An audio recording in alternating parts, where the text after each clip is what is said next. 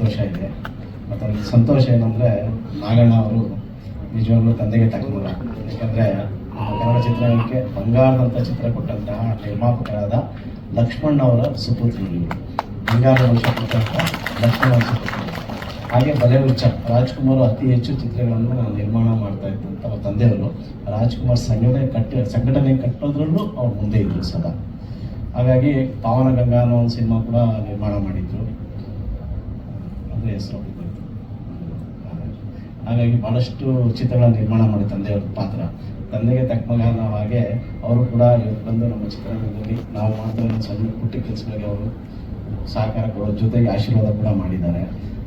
ವಿಷ್ಣುವರ್ಧನ್ ಅವರು ಅತಿ ಹೆಚ್ಚು ಚಿತ್ರಗಳನ್ನು ನಿರ್ದೇಶನ, ಕೋಟಿಗೊಬ್ಬ ಇರ್ಬೋದು, ಅಲೋಡಿಯಾಡಿ, ಸಾಮ್ರಾಟ್ ಅಂತ ಚಿತ್ರಗಳನ್ನು ನಿರ್ದೇಶನ ಮಾಡಿದರು. ಉಪೇಂದ್ರ ಅವರು ಕೂಡ ಉತ್ತಮ ಚಿತ್ರ, ಮತ್ತು ದರ್ಶನ್ ಅವರಿಗೆ ಸಂಗೊಳ್ಳಿ ರಾಯಣ್ಣ ಅಂತ ಚಿತ್ರಗಳನ್ನು ಕೊಟ್ಟಂಥ ಗಣ್ಯರು. ನಮ್ಗೆ ಭಾಳ ಇದ್ರ ಬಗ್ಗೆ ನಾನು ಗುರು ಸ್ಥಾನ ನಿಂತ್ಕೊಂಡು ನಾವು ನಿಜವಾಗ್ಲೂ ಇವತ್ತು ಬಂದಿರೋದು ಭಾಳ ಸಂತೋಷ ಆಗುತ್ತೆ. ಗುರುಗಳಾಗಿ ನಾವು ಆಶೀರ್ವಾದ ಮಾಡ್ತೀವಿ, ಭಾಳ ಸಂತೋಷ ಆಗ್ತದೆ ಎಲ್ಲ ಬಂದಿರೋದು. ಎಲ್ರಿಗೂ ನಮಸ್ಕಾರ. ನನ್ನ ಹೆಸರು ಭೂಮಿಕಾ. ಮತ್ತೆ ಮಳೆ ಹುಯ್ಯುತ್ತಿದೆ ಅನ್ನೋ ಒಂದು ಸಿನಿಮಾದಲ್ಲಿ ನನ್ನ ಪಾತ್ರ ನಾಯಕ ನಟಿಯಾಗಿ. ಸೊ ಈ ಒಂದು ಸಿನಿಮಾದಲ್ಲಿ ನಾನು ನಟಿಸೋದಕ್ಕೆ ತುಂಬ ಖುಷಿ ಇದೆ. ಯಾಕಂದರೆ I feel very proud, because ಇದೊಂದು ಸಾಹಿತ್ಯ ಆಧಾರಿತ ಕತೆ. ಈ ಥರದ ಒಂದು ಸಿನಿಮಾದಲ್ಲಿ ನಟನೆ ಮಾಡೋದಕ್ಕೆ ಸಿಗುವಂಥ ಪಾತ್ರಗಳು ಅಪರೂಪ. ಆ ಪಾತ್ರಗಳಲ್ಲಿ ನನ್ನದೊಂದು ಪಾತ್ರ ಆಗಿರೋದಕ್ಕೆ I feel very proud and I very happy for that. And ಇವತ್ತಿನ ದಿನಕ್ಕೆ ನಾನು ತುಂಬ ಕಾಯ್ತಿದ್ದೆ, ಯಾಕಂದರೆ ಇವತ್ತು audio launch Narendra Babu sir ಬರೆದಿರುವಂತಹ ಒಂದು ಈ ಸಿನಿಮಾ ಟೈಟಲ್ ಆಗಿರುವಂತಹ ಮತ್ತೆ ಮಳೆ ಹೊಯ್ಯುತ್ತಿದೆ ಸಿನಿಮಾ, ಮತ್ತೆ ಮಳೆ ಹುಯ್ಯುತ್ತಿದೆ. ಈ ಒಂದು ಟೈಟಲ್ ಹೊಂದಿರುವಂತಹ ಹಾಡು ಎಷ್ಟು ಚಂದ ಇದೆ ಅಂದರೆ, ಶೂಟಿಂಗ್ ಟೈಮಲ್ಲೇ ನಾನು ಅದನ್ನು ತುಂಬ ಎಂಜಾಯ್ ಮಾಡಿದ್ದೆ, ತುಂಬ ಇಷ್ಟಪಟ್ಟಿದ್ದೆ, ಮನಸ್ಸಿಗೆ ಹತ್ತಿರವಾಗಿದ್ದಂಥ ಸಾಂಗ್ ಅದು. ಸೊ ಈ ದಿನಕ್ಕೋಸ್ಕರ ನಾನು ಕಾಯ್ತಿದ್ದು ಒಂದೇ ಕಾರಣ, ಇವಾಗ ಹೇಗಿರ್ಬೋದು, ಬಿಕಾಸ್ ಅದು ಹರ್ಮನ್ ಮಲ್ಲಿಕ್ ಸರ್ ಕೂಡ ಹಾಡಿರುವಂಥ ಸಾಂಗು. ಅವ್ರು ತುಂಬ ಫೇಮಸ್ ಈ ಥರದ ಒಂದು ಸಾಂಗಲ್ಲಿ ಹಾಡೋದಕ್ಕೆ. ಸೊ ಇವತ್ತು ಹೇಗೆ ಬಂದಿರ್ಬೋದು, ಈ ಒಂದು ಸಾಂಗ್ ಆವಾಗಲೇ ಹಾಗಿತ್ತು ಶೂಟಿಂಗ್ ಟೈಮಲ್ಲಿ. ಎಡಿಟಿಂಗ್ ಎಲ್ಲ ಆದಮೇಲೆ ಯಾವ ಥರ ಇದೆ ಅನ್ನೋದು ಕ್ಯೂರಿಯಾಸಿಟಿ ಇತ್ತು. ಸೊ ಇವತ್ತು ಈ ಸಾಂಗ್ ನೋಡಿದ್ಮೇಲೆ ತುಂಬ ಖುಷಿ ಆಯಿತು. ಒಂದೇ ಅಲ್ಲ, 2 ಸಾಂಗ್ ಕೂಡ ತುಂಬ ಚೆನ್ನಾಗಿದೆ. ಸೊ ಈ ಒಂದು ಸ್ಟೇಜ್ನಲ್ಲಿ ನಿಂತ್ಕೊಂಡು ಮಾತಾಡೋದಕ್ಕೆ ಕಾರಣ ಆದಂಥ ಎಲ್ಲರಿಗೂ thank you so much. Especially Narendra Babu sir, Param sir, ಹಾಗೆ ಸುಮಾ ಮ್ಯಾಮ್, ಗಂಗಣ್ಣ ಸರ್, ಎಲ್ರಿಗೂ ಥ್ಯಾಂಕ್ ಯು ಸೋ ಮಚ್. ಎಲ್ರಿಗೂ ನಮಸ್ಕಾರ. ವೇದಿಕೆ ಮೇಲೆ ನೆರೆದಿರುವಂಥ ಎಲ್ಲ ಗಣ್ಯರಿಗೂ ಹಾಗೆ ನೆರೆದು ಬಂದಿರುವಂಥ ನನ್ನ ಎಲ್ಲ ಆತ್ಮೀಯರಿಗೂ, ನನ್ನ ಪ್ರೀತಿಯ ಪತ್ರಕರ್ತರಿಗೂ ನನ್ನ ನಮಸ್ಕಾರಗಳು. ನನ್ನ ಹೆಸರು ಸುಲಕ್ಷ. ಮತ್ತೆ ಮಳೆ ಹೊಯ್ಯುತ್ತಿದೆ ಸಿನಿಮಾದಲ್ಲಿ ಕಸ್ತೂರಿ ಪಾತ್ರ ನಾನು ಮಾಡಿದ್ದೀನಿ. ಆದಿಗೂ ಅಂತ್ಯಕ್ಕೂ ಹೆಣ್ಣೆ ಕಾರಣ ಅಂದ ಹಾಗೆ ಕಸ್ತೂರಿ ಪಾತ್ರ ತುಂಬ ಚೆನ್ನಾಗಿ ಹಿಡಿದಿಟ್ಟಿದ್ದಾರೆ ಅಂತ ಹೇಳ್ಬೋದು ನಮ್ಮ ನಿರ್ದೇಶಕರು, ನಿರ್ಮಾಪಕರು, ನಮ್ಮ ಬಾಬು ಸರ್ ಅವರು. ಆ ಪಾತ್ರ ನನಗೆ ಹೇಗೆ ಬಂದಿದೆ ಅಂತಂದ್ರೆ, ಆ ಪಾತ್ರನೇ ನನಗೆ ಆಯ್ಕೆ ಮಾಡ್ಕೊಂಡಿದೆ ಅಂತ ಹೇಳಕ್ ಇಷ್ಟಪಡ್ತೀನಿ ನಾನು. ಅಷ್ಟು ಸುಂದರವಾಗಿ ಬಂದಿದೆ. ಮತ್ತೆ ಮಳೆ ಅಂತ ಬಂದಾಗ ಇವಾಗ ಚಳಿಗಾಲ ಮುಗೀತು, ಬೇಸಿಗೆಗಾಲದಲ್ಲಿ ಹೆಜ್ಜೆ ಇಟ್ಟಿದ್ದೀವಿ. ಈ ಬೇಸಿಗೆಗಾಲದಲ್ಲಿ ಮತ್ತೆ ಮಳೆ ಹುಯ್ಯುತ್ತಿದೆ ಸಿನಿಮಾದ ಹಾಡುಗಳನ್ನು ಕೇಳಿಸಿ ನಿಮ್ಮ ಕಿವಿಗೆ ಒಂದು ಸ್ವಲ್ಪ ತಂಪು ಮಾಡಿದ್ದಾರೆ ಅಂತ ಹೇಳಕ್ ಇಷ್ಟಪಡ್ತೀನಿ ನಾನು. ಮಳೆ ಅಂತ ಬಂದಾಗ ಎಲ್ಲ ಪ್ರಕೃತಿ ಆಗಿರ್ಬೋದು, ರೈತರಿಗಾಗಿರ್ಬೋದು, ನಮ್ಮೆಲ್ರಿಗೂ ಹಬ್ಬದ ವಾತಾವರಣ ಇರುತ್ತೆ. ಎಲ್ಲ ಕಡೆನೂ ಹಚ್ಚು ಹಸಿರಾಗಿರುತ್ತೆ. ಅದೇ ರೀತಿಯಿಂದ ಸಿನಿಮಾ ಮಾಡಿದಾಗ, ರಿಲೀಸ್ ಆಗಬೇಕಾದಾಗ ನಮಗೂ ಹಬ್ಬದ ವಾತಾವರಣನೇ ಇರುತ್ತೆ. ನಮ್ಮ ಸಿನಿಮಾ ಮತ್ತೆ ಮಳೆ ಹೋಯ್ತಿದೆ ರಿಲೀಸಿಗೆ ರೆಡಿ ಆಗಿದೆ. ಹಬ್ಬದ ವಾತಾವರಣಕ್ಕೆ ತಾವೆಲ್ಲರೂ ಬಂದಿದ್ದೀರಾ. ತುಂಬ ಹೃದಯದ ಧನ್ಯವಾದಗಳು. Thank you. ಕಾಣಿಸ್ತಾ ಇದ್ದೀರಾ? ಎಲ್ರಿಗೂ ನಮಸ್ಕಾರ. ಕಾಲದಿಂದ ಪ್ರಪಂಚ ಇಷ್ಟೊಂದು ಸುಂದರವಾಗಿದೆ, ವೈವಿಧ್ಯವಾಗಿದೆ ಅಂದರೆ ಅದಕ್ಕೆ ಕಾರಣ ಪ್ರೀತಿ. ಪ್ರೀತಿ ಅನ್ನೋದು ಬರೀ ಹೆಣ್ಣು ಗಂಡು ನಡುವೆ ಇರೋಂಥದ್ದಲ್ಲ, ಅದಕ್ಕೂ ಮೀರಿದ ಬಾಂಧವ್ಯ. ಅಂದ್ರೆ ನಮ್ಮ ಚಿತ್ರದಲ್ಲೂ ಒಂದು ಪಾತ್ರ ಇದೆ, ರಂಗನಾಥ್ ಅಂತ. ಆ ವ್ಯಕ್ತಿಯ ಪರ್ಸ್ಪೆಕ್ಟಿವ್ ಏನಿದೆ ಪ್ರೀತಿ ಬಗ್ಗೆ, ಅದೇ ಈ ಸಿನಿಮಾ. ಈ ನಮ್ಮ ಚಿತ್ರದ ಮೂಲ ಕಥೆ ಬಂದು ಕೆ ಸದಾಶಿವ ಅವರ ಸಮಗ್ರ ಕಥೆಗಳು ಅನ್ನೋ ಪುಸ್ತಕದಿಂದ ಆಯ್ಕೆ ಮಾಡಿಕೊಂಡಿರೋದು. ಇವತ್ತಿನ ಈ ಸಂದರ್ಭದಲ್ಲಿ ಕೆ ಸದಾಶಿವ ಅವ್ರನ್ನ ನೆನೆಸ್ಕೊಳ್ತಾ ಅವ್ರಿಗೆ ಕೃತಜ್ಞತೆಗಳನ್ನ ಹೇಳಲಿಕ್ಕೆ ಬಯಸ್ತೀನಿ. ಹಾಗೆ ನಮ್ಮ ಇವತ್ತಿನ ಈ ಕಾರ್ಯಕ್ರಮದ ನಾಯಕ ಅತಿಶಯ್ ಜೈನ್ ಅವರು ಬಹಳ ಒಳ್ಳೆ ಹಾಡುಗಳನ್ನ ಕೊಟ್ಟಿದ್ದಾರೆ. ಸಿನಿಮಾದಲ್ಲಿ 2 ಸಾಂಗ್ ಇದೆ, ಕತೆಗೆ ಪೂರ್ವಕವಾಗಿದೆ. ಹಾಗೆ ಬ್ಯಾಕ್ಗ್ರೌಂಡ್ ಸ್ಕೋರ್ ಕೂಡ ಚೆನ್ನಾಗಿ ಮಾಡಿದ್ದಾರೆ ಸರ್. ನಿಮ್ಮ ಎಲ್ಲ ಫ್ಯೂಚರ್ ಪ್ರಾಜೆಕ್ಟ್ಸ್ಗೂ all the best sir, all the best. ಹಾಗೆ ಗಂಗಣ್ಣ ಮತ್ತು ಸುಮಕ್ಕ ಹಾಗೆ ನಮ್ಮ ಶ್ರುತಿ ಮೇಡಮ್ ಎಲ್ಲರಿಗೂ ಒಳ್ಳೇದಾಗಲಿ. ಏನಕ್ಕೆ ಅಂದರೆ ಹೊಸಬೂರ್ನ ಇಟ್ಕೊಂಡು ಒಂದು ಒಳ್ಳೆ ಪ್ರಯತ್ನ ಮಾಡಿದ್ದಾರೆ. ಹಾಗೆ ನಾನು ಇವತ್ತು ಈ ಸ್ಟೇಜ್ ಮೇಲೆ ನಿಂತ್ಕೊಂಡು ಮಾತಾಡೋಕ್ಕೆ ಕಾರಣ ಕಬಡ್ಡಿ ನರೇಂದ್ರ ಬಾಬು ಸರ್. ನಾನು ಅವ್ರ ಜೊತೆ ಒಂದು ನಾಟಕದಲ್ಲಿ ಕೆಲಸ ಮಾಡ್ತಾ ಇದ್ದೆ, ಅಲ್ಲಿಂದ ನನ್ನ ಕರ್ಕೊಂಬಂದು ಈ ಸಿನಿಮಾ ಮಾಡಿಸಿದ್ದಾರೆ. ಹಾಗೆ ಸಿನಿಮಾಗೆ ಭಾಳ ಒಳ್ಳೆ ಸಂಭಾಷಣೆ ಬರೆದಿದ್ದಾರೆ. ಸಿನಿಮಾಗೆ ಅದೊಂದು ಪ್ಲಸ್ ಪಾಯಿಂಟ್ ಅಂತಲೇ ಹೇಳ್ಬೋದು. ಹಾಗೆ ನಮ್ಮ ಡೈರೆಕ್ಟ್ರು ಪರಮ್ ಸರ್ ತುಂಬ ಪೇಷನ್ಸ್ ಇಟ್ಕೊಂಡು ನಮ್ಮ ಹತ್ರ ಒಳ್ಳೆ ಕೆಲಸ ತಗೊಂಡಿದ್ದಾರೆ.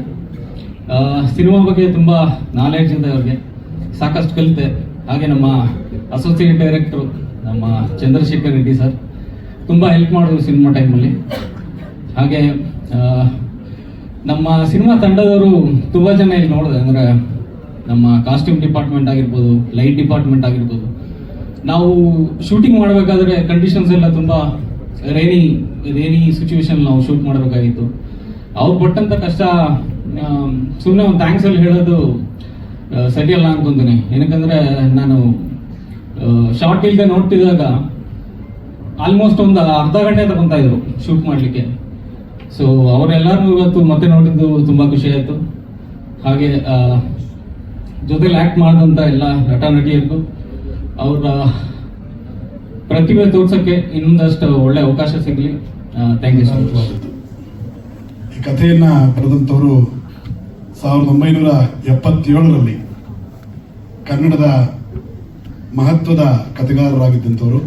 1977ರಲ್ಲೇ ಈ ನಾಡನ್ನು ಬಿಟ್ಟು ಹೋದಂಥವ್ರು. ಇವತ್ತು ಅವರು ನಮ್ಮ ಜೊತೆ ಇಲ್ಲ, ಆದರೆ ಅವರ ಕತೆ ಇವತ್ತಿಗೆ ಸಿನಿಮಾ ಆಗ್ತಾ ಇದೆ. ಅವರ ಆ ಕಥೆಯನ್ನ ಆಧರಿಸಿ ಒಂದು ಸಿನಿಮಾ ಮಾಡಬೇಕು ಅಂತ ಹೇಳಿ ಪರಮ್ ಗುಬ್ಬಿಯವರು ಮತ್ತೆ ಕಬಡ್ಡಿ ನರೇಂದ್ರ ಬಾಬು ಅವರು ಪ್ರಯತ್ನ ಪಟ್ಟಾಗ ಕಥೆಯ ಹಕ್ಕುಗಳನ್ನ ಪಡೀಲಿಕ್ಕೆ ಬಹಳ ಪ್ರಯತ್ನ ಪಡ್ತಾರೆ.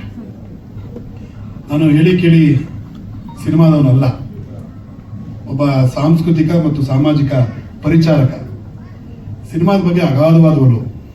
ಶಾಲಾ ಕಾಲೇಜು ದಿನಗಳಲ್ಲಿ ದಿನಕ್ಕೆ 5 ಶೋಗಳನ್ನು ನೋಡಿದ ಉದಾಹರಣೆಗಳು ಕೂಡ ಇದೆ.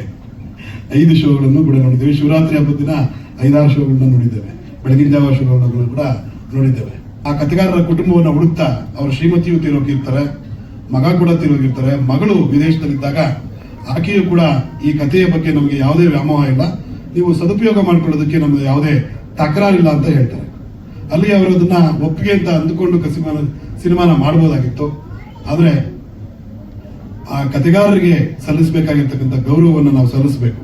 ಕಥೆಯ ಹಕ್ಕನ್ನು ಪಡೀಲಿಕ್ಕೆ ನಾವು ಏನನ್ನ ಅವರಿಗೆ ಗೌರವ ಸಂಭಾವನೆಯನ್ನ ಕೊಡ್ತಾ ಇದ್ವೋ ಅದೇ ಸಂಭಾವನೆಯನ್ನ ಅಥವಾ ಅದಕ್ಕಿಂತ ಜಾಸ್ತಿ ಆದ್ರೂ ಚಿಂತೆ ಇಲ್ಲ ಅಂತೇಳಿ ನಿರ್ಮಾಪಕರಾಗಿರ್ತಕ್ಕಂಥ ಗಂಗಾಧರ್ ಅವ್ರನ್ನ ಮತ್ತೆ ಅವರ ಶ್ರೀಮತಿಯವ್ರನ್ನ ಕುಟುಂಬದವ್ರನ್ನ ಒಪ್ಪಿಸಿ ಆ ಕಥೆಗಾರರನ್ನ ಕುರಿತಾಗಿ ಏನಾದರೂ ಒಂದಷ್ಟು ಕೆಲಸ ಮಾಡಬೇಕು ಅಂತೇಳಿ ಸಾಹಿತ್ಯ ಪರಿಷತ್ತಿನ ಒಬ್ಬ ಪರಿಚಾರಕನಾಗಿರ್ತಕ್ಕಂಥ ನನಗೆ ಸಂಪರ್ಕ ಮಾಡಿದಾಗ ಆ ಕಥೆಯ ಹಕ್ಕುಗಳನ್ನು ಪಡೀಲಿಕ್ಕೆ ಅವರು ಖರ್ಚು ಮಾಡಬೇಕಾಗಿದ್ದ ಹಣವನ್ನ ನಮ್ಮ ಪರಿಷತ್ತಿನ ಮೂಲಕ ಪ್ರಾಯೋಜಕತ್ವದಲ್ಲಿ ಏನಾದರೂ ಕಾರ್ಯಕ್ರಮ ಮಾಡಿ ಅಂತ ಹೇಳಿದ್ರು.